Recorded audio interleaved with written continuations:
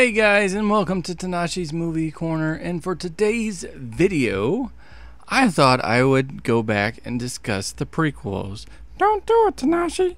Look, yes, I know. The prequels, the prequels. We don't want to talk about the prequels. Look, we get it, Tnashi.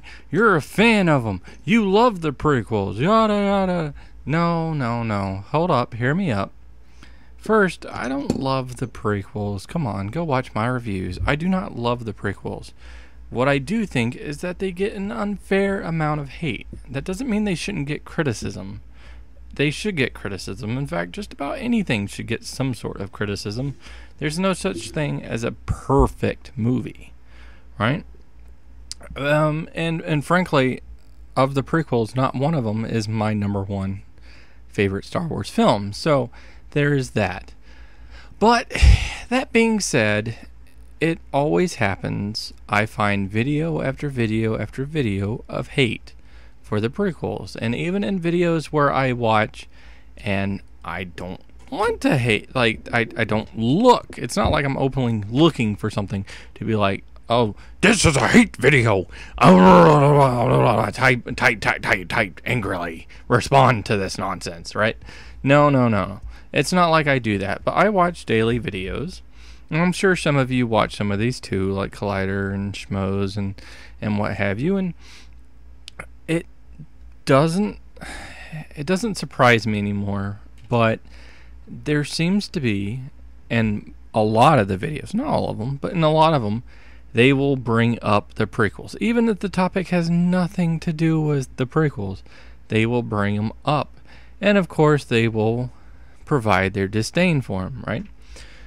So that tends to happen. But one of the things I see that occurs a lot is, well, the prequels, those things had no practical effects, whereas the original trilogy had all practical effects, tons of practical effects. Come on, prequels didn't have any. Now let's be fair. I have watched so many of the behind the scenes making of videos, documentary videos on it. I've read the books, the visual encyclopedias. Like, I immerse myself in Star Wars the best I can. And granted, that only lets me know so much. I mean, first, my memory is not always accurate, okay? Yeah, I'm just saying. But secondly, there's all this information out there, and I like to view it now and again, to remind myself of some of the stuff. But let's get into the whole notion that the prequels do not have any special effects. So I have some clips, some little pictures here that showcase, as you can see now, you are seeing that, oh wait, the prequels absolutely had special effects, yes, but they also had practical. There was actually a lot of practical in the movies. Now, was there as much practical as in the original trilogy? No. And if your whole case is, well, there wasn't enough practical, then that's a completely different argument. That is entirely subjective, right? Because you can say that there isn't enough practical, and I can say there is enough practical, and it's all about our point of view. But to say that there's no practical at all is just a false statement. As you can see, they built all these models that they used, just like they did with the original trilogy. Now, they used CG. Oh, look, they used CG in the original trilogy. Like, you will see that here. Of course they did. They had to have. And Lucasfilm built a company around trying to develop these special effects, trying to get them to where they needed to be so that he could tell a story. And I think a lot of that gets lost. Now, again, criticisms on the prequels, there's a lot of criticism that you could give them. But I think a lot of times people harken back to what their idea of the original trilogy was as a kid and how that, impacted them. And it impacted me too. But they do that and they're like, well, this is different, therefore this is bad. And it doesn't mean it's always all bad. There's, they went to locations to film. Did they go to as many locations? No. But did they go to different locations to film? Absolutely. They built the models. They had the costumes. They actually built droids. They built the droids just to, have an idea of what they were going to look like. So, they built the pod racers. And actually, in one of the making of videos, they built the pod racers, and I forget where they were. They were out in the desert for Tatooine or what have you. Storm comes through and destroys a lot of the equipment they had out there. And that kind of thing happens. And that was a frustrating thing for Lucas. So, it's also taxing on the actors and the actresses as well. But even still, it's not like there's no practical effects. Now, yet again, the amount of practical effects you can make an argument for. I understand that, but what I don't like is when there's this blind hatred that goes around, and it's like, well, there's no practical effects in these movies, and that's why they suck. No, that's just not true. There's a lot of. Is there as much? Well, I don't know. Let's hold up a frame by frame and count them. Probably not, but we can do that. If you want to get into the dialogue, the acting, if you want to get into the plot itself, you want to get into all those things, that's fine. But as you can see here, there's a lot. George Lucas put in a lot of effort, and he wasn't by himself. I'm sorry to say, he wasn't the only one doing this. He wasn't the only one working on this. Was he the head honcho? Yes. Did everybody ultimately answer to him? Yes, that's true. But at the same time, other people had their little influences. For example, the whole design of Grievous. Somebody came up with that. Lucas didn't come up with that. He ended up picking Grievous over the Grievous's, who ends up being Grievous's henchman. So, that kind of thing happens in these movies.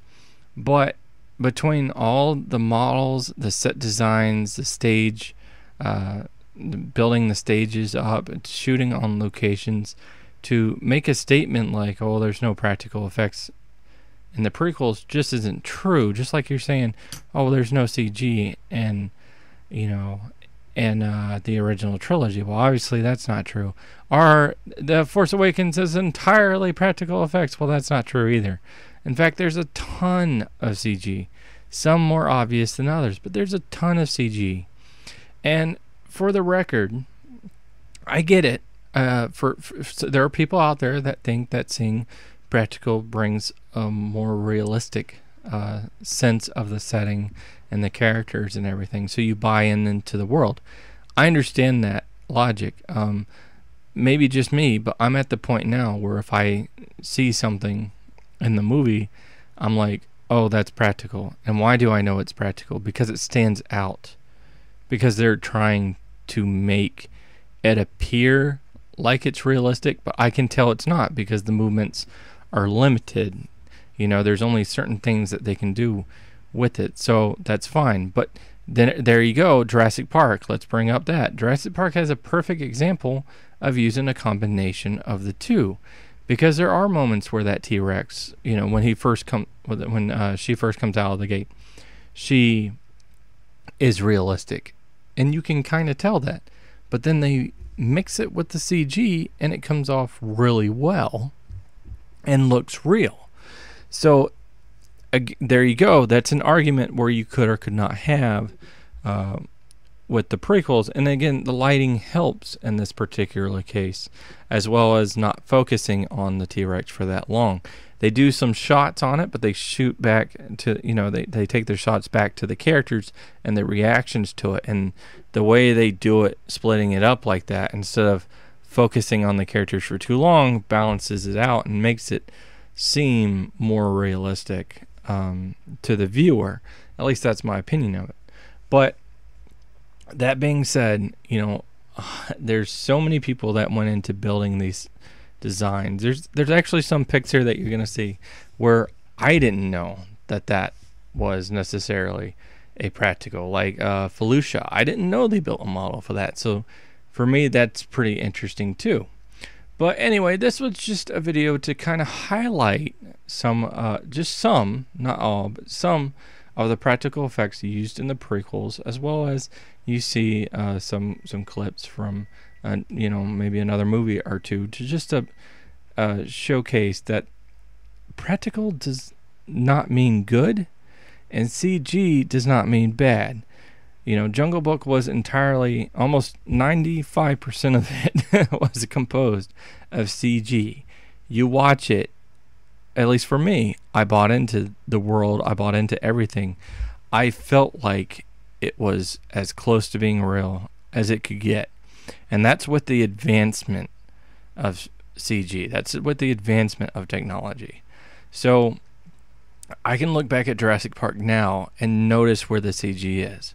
Notice where the practical is. Like, it stands out to me. But at the time, it did not. It's just what happens with natural progression of technology and film. So anyway, that's gonna wrap this up. I just wanted to go ahead and put this out there and showcase it. And again, do I have to do it? No. Are you guys probably tired of me doing it? Yes. But at the same time, I felt like I needed to do it.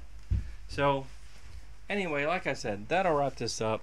Hopefully you enjoyed this vid. Click that like button, share, subscribe to my channel, and watch my other vids. I do appreciate it. And until next time, peace.